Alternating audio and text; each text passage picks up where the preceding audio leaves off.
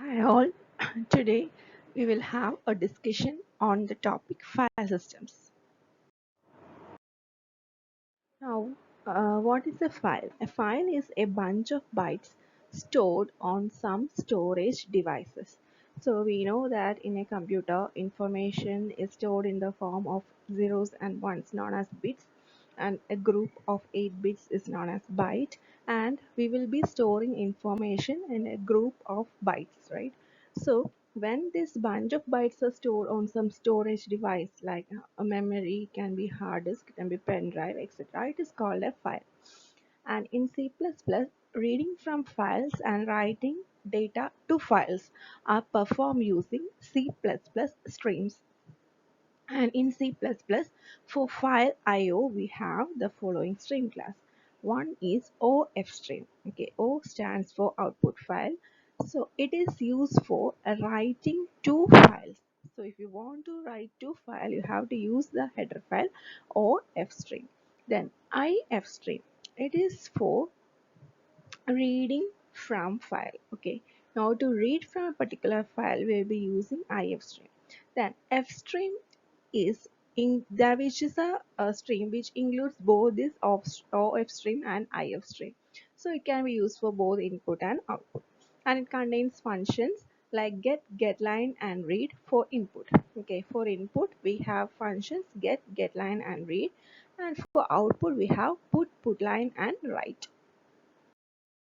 Now, it also contains open function and close function as its member functions. And in C++, streams are stored or defined as classes. Okay, so we have discussed what is a class, right? F stream is a base class, and OF stream and IF stream are its derived classes. And IO stream is a base class, and I stream and O stream are its derived classes. So we have, in every program we'll be using this IO stream, right, for using input and output operations. So commonly we use cin for input and cout for output. Similarly, get, getLine are members of iStream class, and put, putLine are members of OStream class. And FStream is a derived class of IOStream. Now, how to open a file? Okay, in order to open a file with a stream object, syntax is, okay, we already discussed that these are the available classes of C++. So first is we have to create an object. Okay, so stream object. In this we have created an object of a particular stream.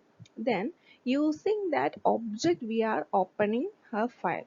Object dot open is a function that we are using, and it takes two arguments, a file name and a mode. Okay, open is the function name, and we use two arguments, file name and mode.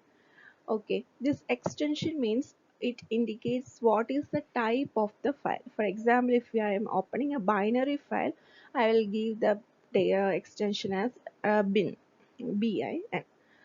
A stream can be either f stream, off stream, or if stream, and object name can be a string or a set of characters, and file name, mode are the arguments of open function, and file name is the string representing the name of the file to be opened.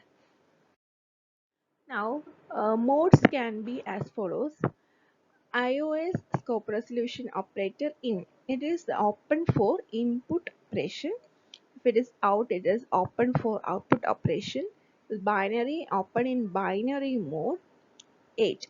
At E. So at E means that it sets the initial position at the end of the file. Okay, when the file gets opened, the cursor will be at the end of the file.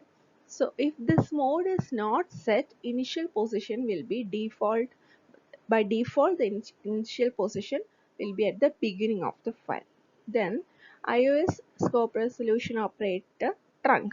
So it is truncating a file. Okay, that means if we have a file Okay, I want to rewrite its contents. Okay, I want to delete all its contents. I want to rewrite the another content on with the same file name on the same file. I can use truncate operation.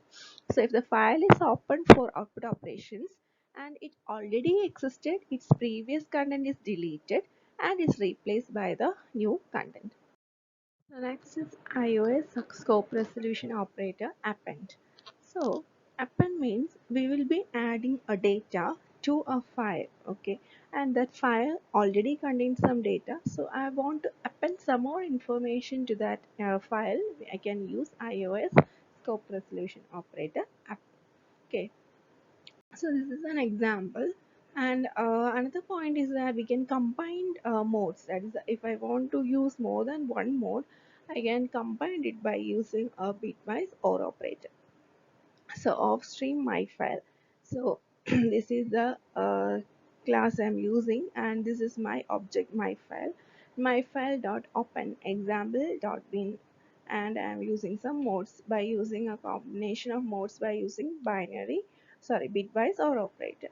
So here, using the object, I am calling the open function, and open function takes two arguments, a file name and mode.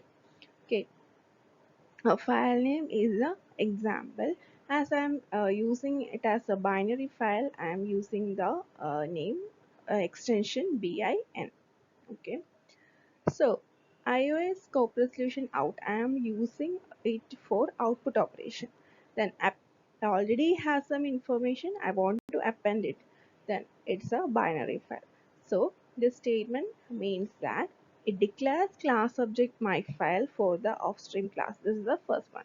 It declares class object my file for the offstream class, and with the object my file it opens a binary file named example for output operations, and operations are performed at end of the file and data is added to it in binary mode. Now each open member function of classes of this fstream, ifstream and fstream has default mode that is used if the file is opened without a second argument. So if I am not using any particular argument here, that is if I am not mentioning any mode, there is some default mode. Okay, if I am using off stream, the default mode is iOS cop resolution out. If I am using IF stream, it is in, and if I am using F stream, it is a combination of in and out. And another important function is that we can open only one file at a time with one object. Okay, since this my file is the object of this class, with this object I can open or close or any operation on file. I can access only one file at a time with an object. Now, how we can close a file? A file must be closed after input or output operation. So, how we can close is class object dot close. Just call the function close. So, in our example, we have opened example dot bin, right? So, in order to close that binary file, just you can use myfile dot close, because myfile is the object which accesses file.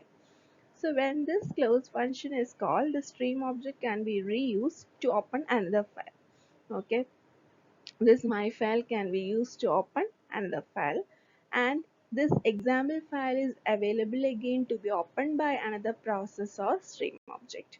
So that is the use of this close function. So when we close, this object can be used for accessing another files, and the file that we release can be used for either reading or writing. Now, reading from and writing to a file. Now, writing to a file is done using this stream insertion operator. An example is object name, and we are giving text within inverted quotes, double quotes.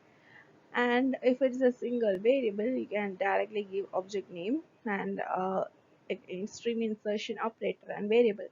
In order to read from a file, we can use extractor operator, and that is also object name, extraction operator and variable. For files, we don't use cin and cout because they are the objects of istream and ostream respectively.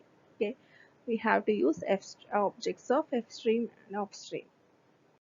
Now, This is an example program. Hash include fstream.h and hash include iostream.h int main is my main function. Since I am using file input IO operations, I have to include fstream. Now, character data of 100. I have declared an array of type character. Int age. Age is an integer data type or fstream out file. So, I am declaring an object out file of the class ofstream. Then I am opening a file. Out file dot open a file dot dat. I'm giving dat because it's just a data file. Cout writing to file. Okay, I'm displaying on the screen. Cout enter your name. See cin dot get line data comma 100. Okay, so I'm receiving the data in data, the array data, and out file data inline. So out file means I'm outputting the particular content of that array data to file. Then cout enter your age, in age. I'm receiving the value in age, and it is also printing to file out file age. Then out file dot close. Once I have written both a name and age, I am closing that particular file. Then ifstream.infile. I am creating an object in file of ifstream dot is not required here.